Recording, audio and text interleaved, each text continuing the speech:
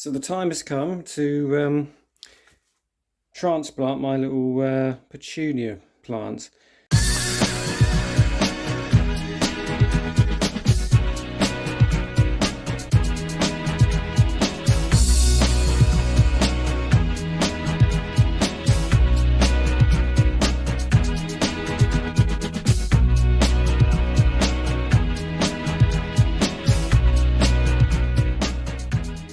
So I think just over a month ago I sowed these Petunia seeds, which I'd saved from last year, into this little, well, it had mushrooms in from the shop originally. So I just put in some seedlings, cut in compost, and sowed a layer of seeds on there. And as you can see, we've got quite a lot of these little juvenile plants in there now. So what I'm intending to do is to transplant those individually into cells here. You might be wondering why I'm using a roasting tin. It's because I ran out of the plastic trays, and I saw these at the shop yesterday, and they're only 99p for two, so I thought I'd buy those instead, because they're well, they don't have any holes in the bottom, so they're not going to leak any water through them. So you can underwater, which is better than trying to spray the tops of the plants. So yeah, that's why I've had to cut the ends off these seed cells, is because I couldn't quite fit in the full 40, so we've got 30 in there. So I'm going to get cracking with that. What I'm going to do first of all is just stab a little hole into each of these cells, ready for the plants to go in.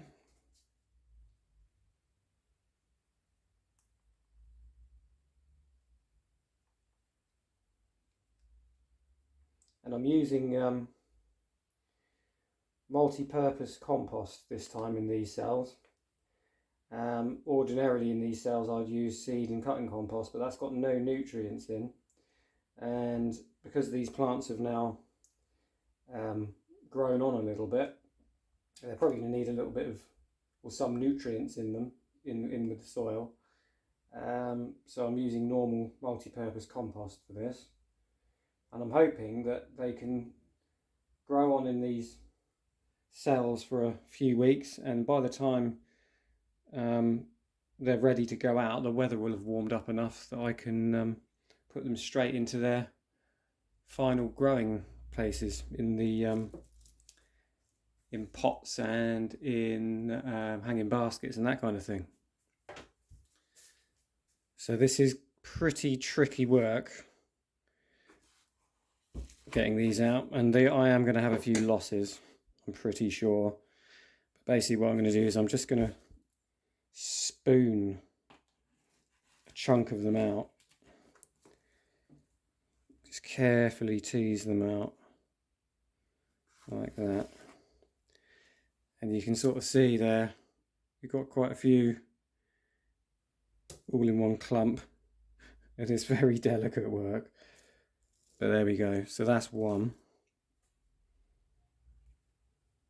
So I'm going to use my screwdriver just to kind of tamp that around there. So that's one.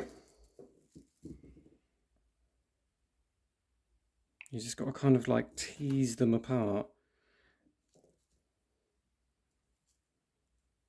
without trying not to tear the roots. And I think it is virtually impossible not to kill a few of them.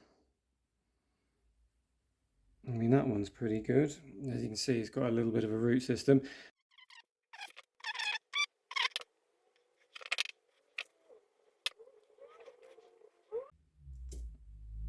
That's a good one.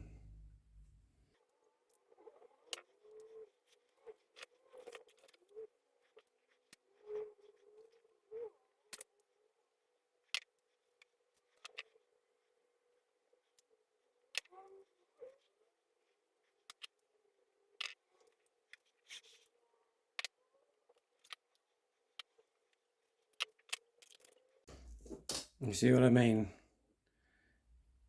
You see there, obviously the big clump there, they've got a habit of all the roots kind of tangle up together. So as I said, it's quite delicate work trying to tease them apart without destroying the roots.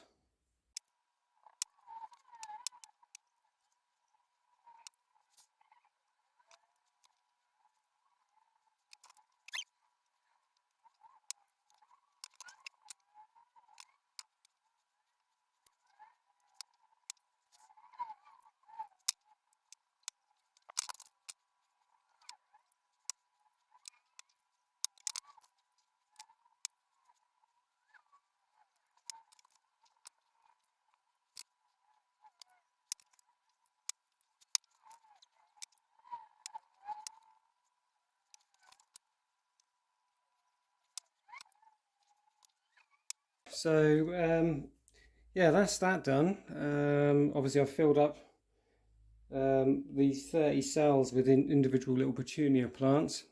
Fingers crossed they'll bounce back from any kind of transplant shock they may or may not get.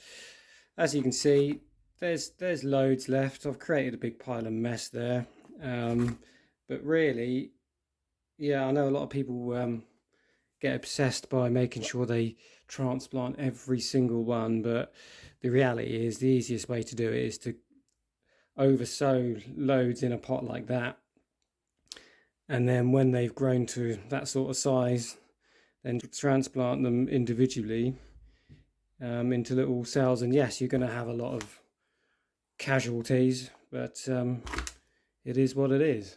So anyway, that's how I do my transplanting of little plants like petunias.